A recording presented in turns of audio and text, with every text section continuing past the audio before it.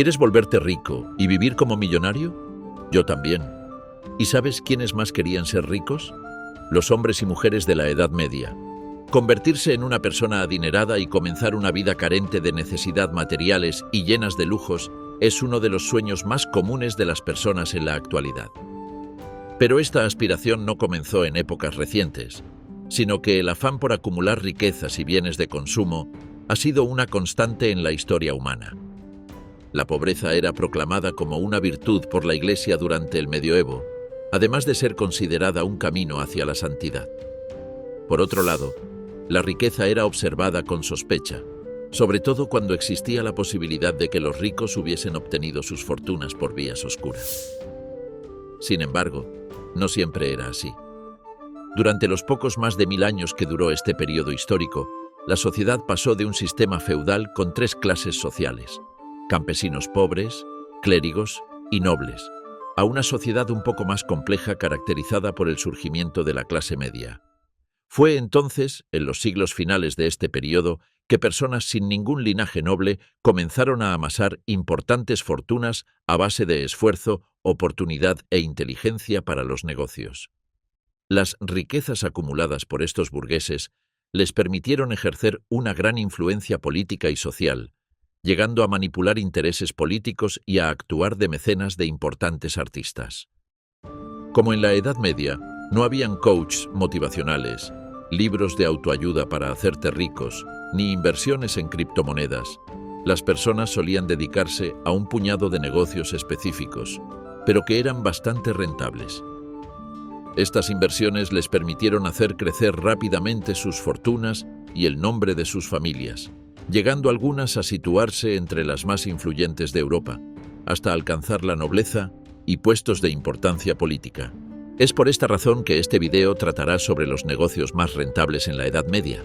Así que, si tu intención es hacerte rico, dale like al video y suscríbete, pues puede que más de uno de estos negocios continúe siendo una buena idea de inversión en el siglo XXI. En la actualidad podemos encontrar en cualquier cocina productos y especias para condimentar los alimentos. Ahí están, en pequeños frascos con letreros que anuncian pimienta negra, clavo, nuez moscada, jengibre o canela. Los más expertos saben cómo utilizarlas para que la comida posea un sabor delicioso y sea del agrado de los comensales. Pero hubo una época en que las especias eran un auténtico lujo. Estos condimentos no solo se usaban para dar sabor, sino que también podían ser utilizados para la conservación de alimentos y en la elaboración de medicinas, lo que aumentaba su atractivo. En Europa no se cosechaban estas especias, y su origen se encontraba en lejanos territorios asiáticos como India, China y las Islas Molucas, que actualmente es Indonesia. Por lo que alguien debía viajar hasta aquellos parajes y negociar su compra, para luego transportarlos hasta tierras europeas. Como la mayor parte del trayecto se realizaba en barco, para el comercio de especies se necesitaban marineros hábiles, y ninguna flota en la Europa medieval superaba la destreza exhibida por los venecianos y genoveses. Los venecianos dominaron el comercio de especias gracias a su posición estratégica que servía de puente entre el mundo islámico y Europa. Sus principales fortalezas eran una flota marítima sin rival durante la Edad Media, porque, como ustedes podrán imaginar, en Venecia los niños aprenden a navegar antes que a montar bicicleta. Además, Venecia estableció puertos comerciales en Constantinopla y Alejandría, desde donde podía negociar directamente con musulmanes y bizantinos para la importación de productos desde Asia y a través del Mar Rojo y el Mar Mediterráneo Oriental. Los venecianos establecieron una cadena comercial eficiente que les permitía adquirir la mercancía a precios bajos y revenderlas en grandes ferias y mercados europeos. De esta forma, se consolidaron como la potencia comercial europea a partir del siglo XIII, sin tener rivales. Solo por breves momentos su hegemonía era disputada por los genoveses. Génova era otra potencia marítima y rival histórico de Venecia, y sus comerciantes no perdieron la oportunidad de sumarse al lucrativo negocio de la compra y venta de especias. Como no podían utilizar las vías venecianas, debieron crear sus propias rutas comerciales hacia Asia Central, las cuales atravesaban el Cáucaso o el Mar Negro. A diferencia de su contraparte veneciano, los genoveses solían utilizar tanto vías terrestres como marítimas. Pero a ninguna de las dos ciudades les agradaba mucho la idea de tener que compartir el negocio del comercio de especias, por lo que constantemente se declaraban la guerra. Finalmente, en 1381, Venecia salió victoriosa en la guerra de Chioggia contra Génova, consolidando su primacía en el comercio oriental.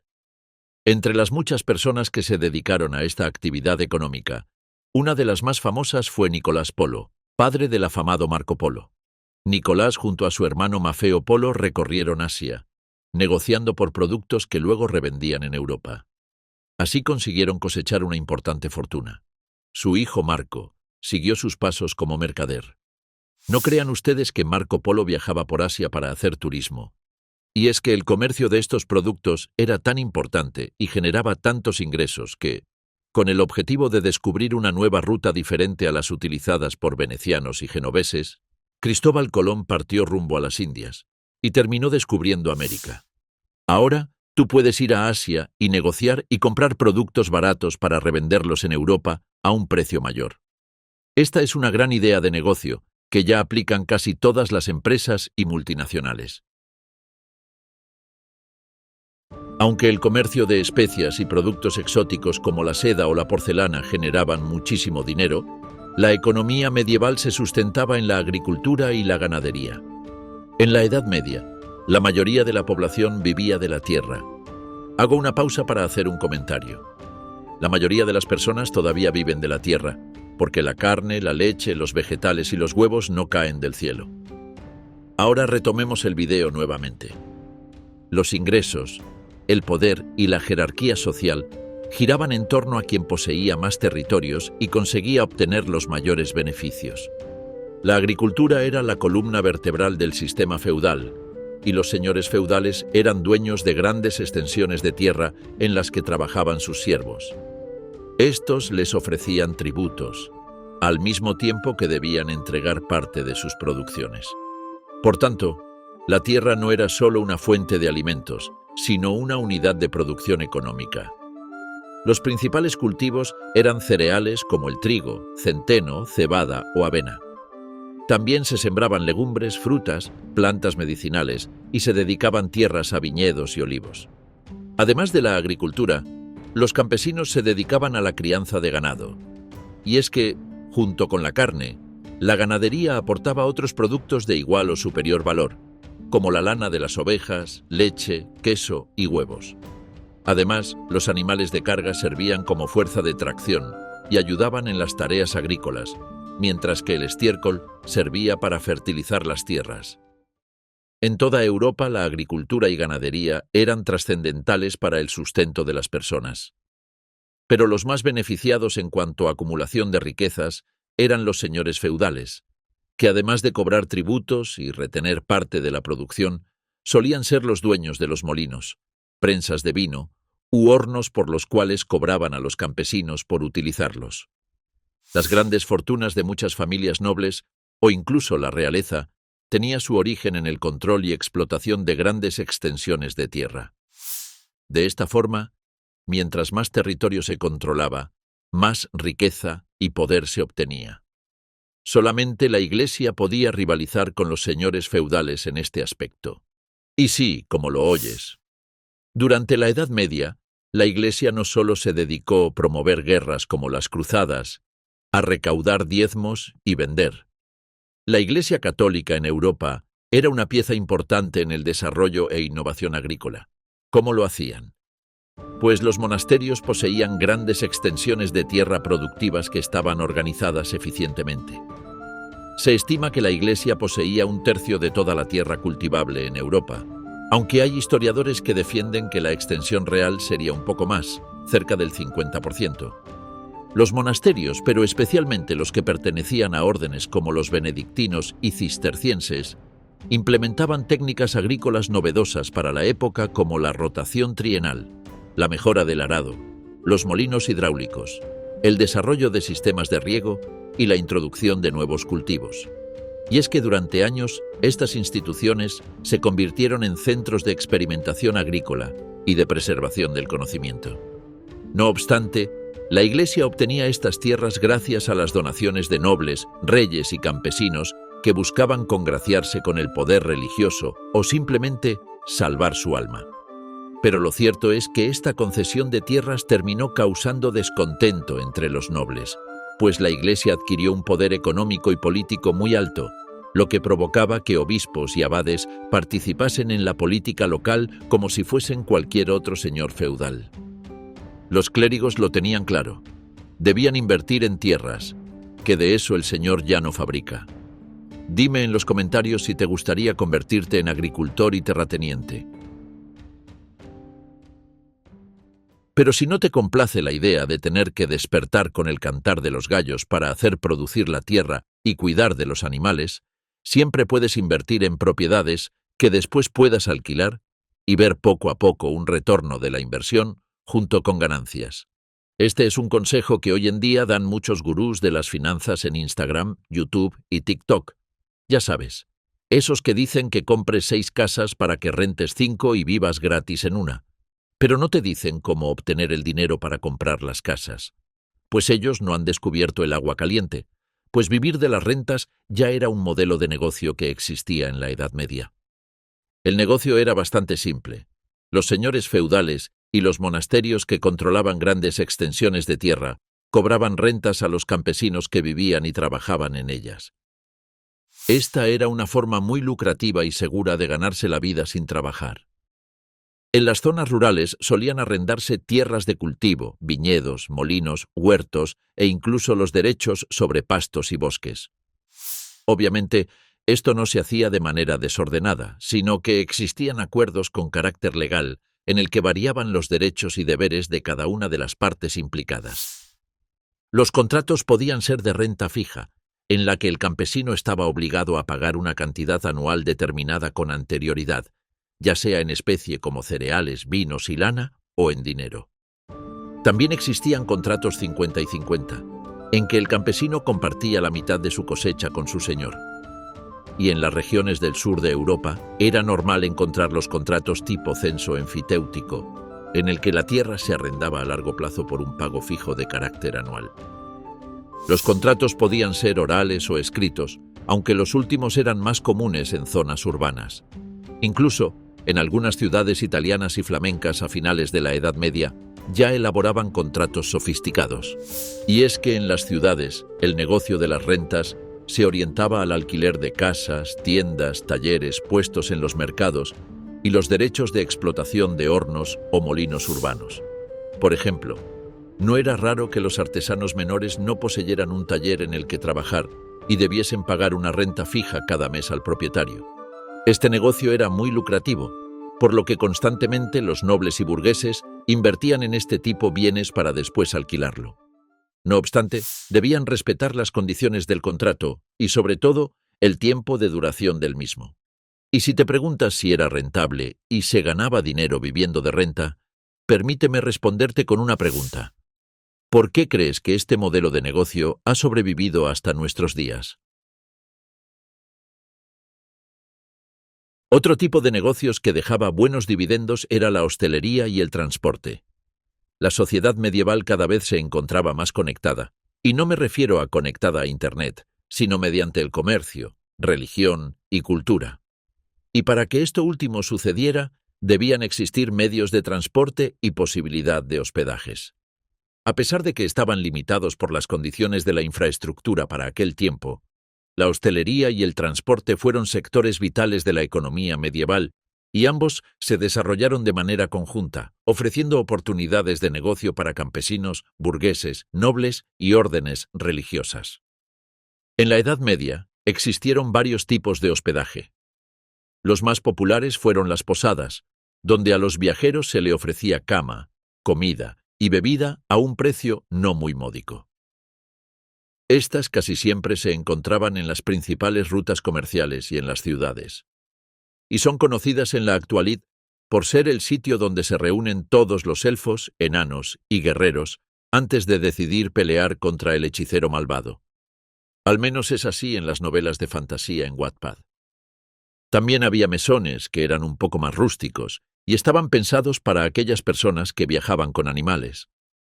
Y no puede faltar por mencionar las ventas o albergues rurales donde se brindaban servicios básicos al viajero. Y si eras un peregrino o un clérigo, siempre tenías la opción de pasar la noche en una hospedería monástica, las cuales eran dirigidas por órdenes religiosas.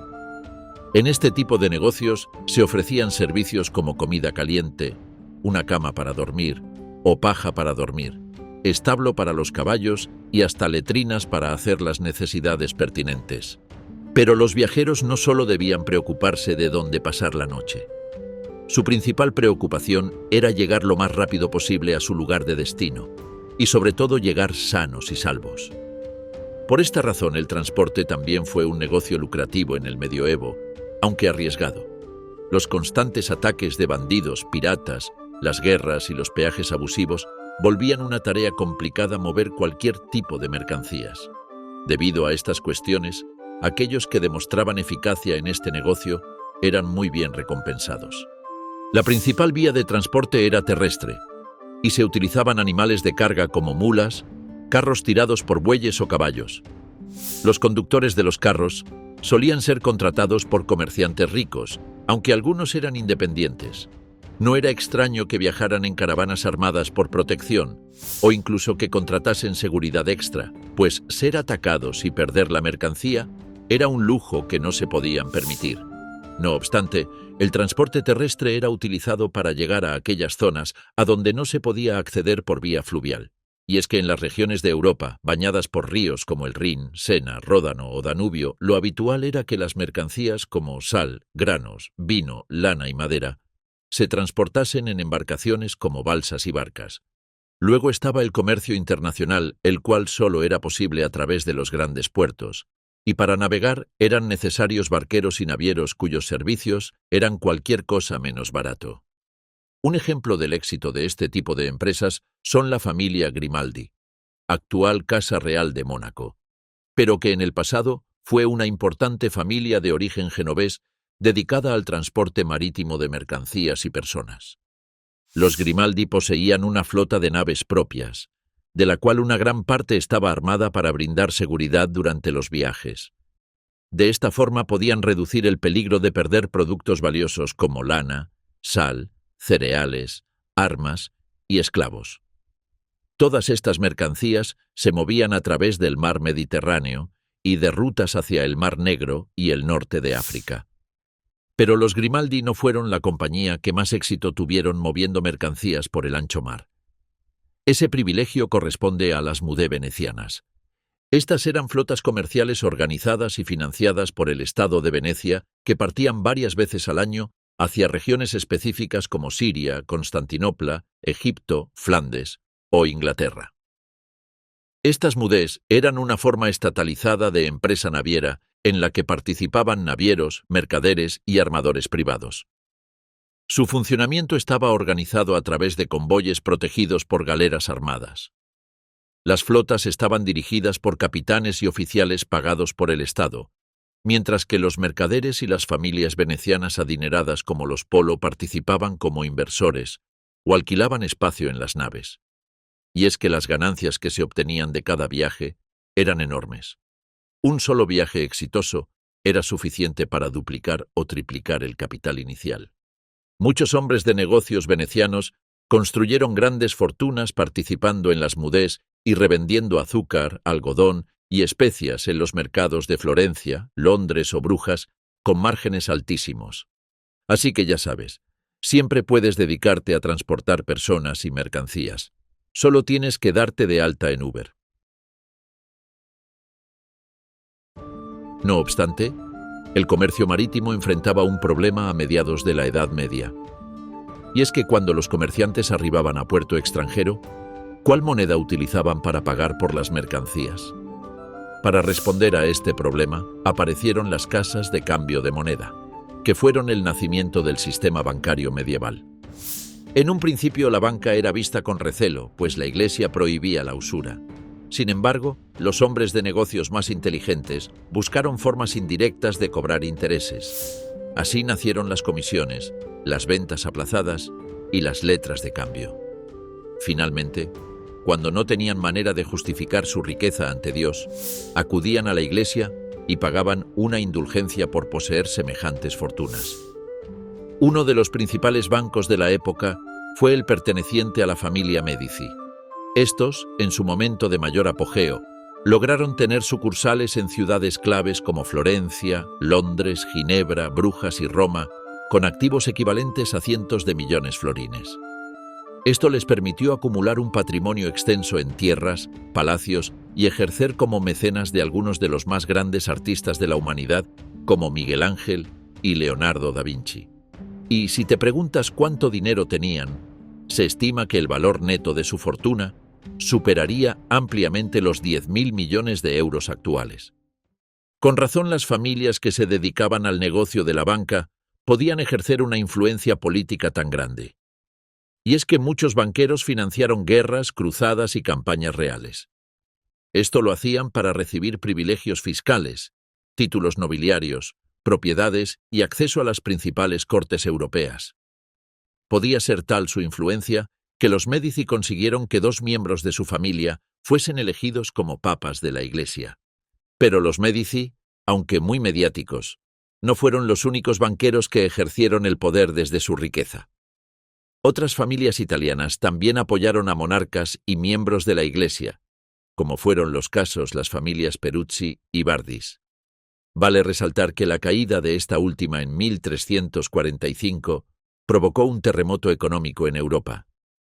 Esto sucedió porque las finanzas de los Bardis dependían casi exclusivamente de la solvencia de los reyes que financiaban, y cuando Enrique III de Inglaterra dejó de pagarles, sufrieron una pérdida de la que jamás se recuperaron. No escucharon los consejos de los gurús financieros que dicen que hay que diversificar e invertir en fondos indexados al S&P 500. Por otro lado, los Fugger alemanes sí diversificaron en sus negocios. Y aunque sus principales dividendos se obtenían del patrocinio de nobles y emperadores del Sacro Imperio, Jacob Fugger tuvo la visión de invertir en otros renglones como el comercio de especias y la minería. Sin duda, estas familias de banqueras estuvieron entre las más poderosas de su tiempo y la historia, pudiéndose comparar a otros grandes linajes como los Rockefeller o los Rothschild. Pero a estas personas no solo les debemos el salvaje sistema bancario actual, sino que gracias a los banqueros medievales, especialmente a los de Florencia y Génova, se realizaron grandes avances en los sistemas de contabilidad y finanzas. Así que ya sabes, si quieres hacerte rico y no sabes en qué negocios invertir para conseguirlo, puedes fijarte en cuáles eran los hábitos financieros de las personas en la Edad Media. Quizás puedas aprender mucho de ellos y poco a poco construir una fortuna en cualquiera de estos sectores. Ya sabes lo que dicen, no trabajes por dinero, haz que el dinero trabaje por ti. Pero recuerda, si te sientes rico con 10 euros y tienes todo lo que deseas, realmente eres rico.